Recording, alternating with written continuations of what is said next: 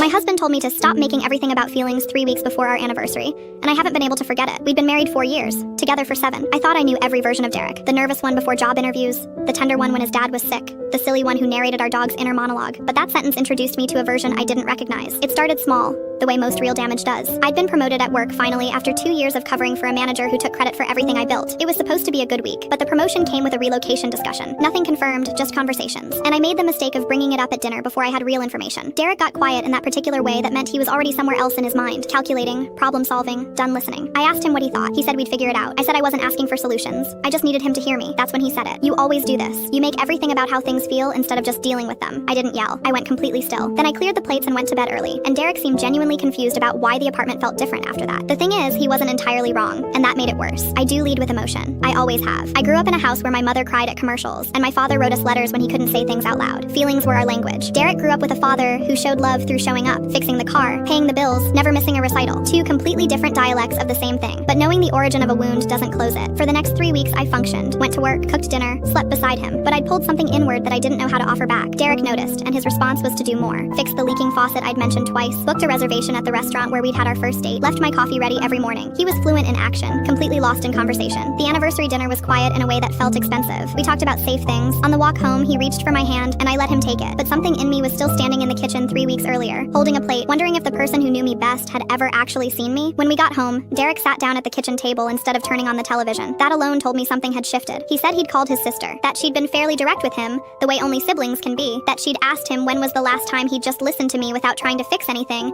and he hadn't been able to answer. He didn't have a speech prepared. That was obvious. He kept starting sentences and backing up, which was so unlike him that it almost broke me open before he finished a single thought. He finally said, I think I've been treating your feelings like a problem I'm supposed to solve, and when I couldn't solve them, I got frustrated. That wasn't fair. I told him about the night of the comment, how I hadn't needed an answer. I'd needed him to sit in it with me for 5 minutes. How being told I was too emotional by the person who chose to spend his life with me felt like being told a fundamental part of me was inconvenient. He was quiet for a long time. Then he said, I don't want you to edit yourself around me. I married the whole thing. It wasn't a grand gesture. No one filmed it. The dog was snoring in the corner, and there was leftover pasta on the stove, and the moment was completely ordinary in every way, except that I felt, for the first time in weeks, like we were in the same room. I'm not writing this because everything is fixed. We're still learning each other's language after 7 years, which I think is probably just what love actually looks like up close. But that night I stopped performing okayness, and he stayed anyway. That's the part I keep coming back to.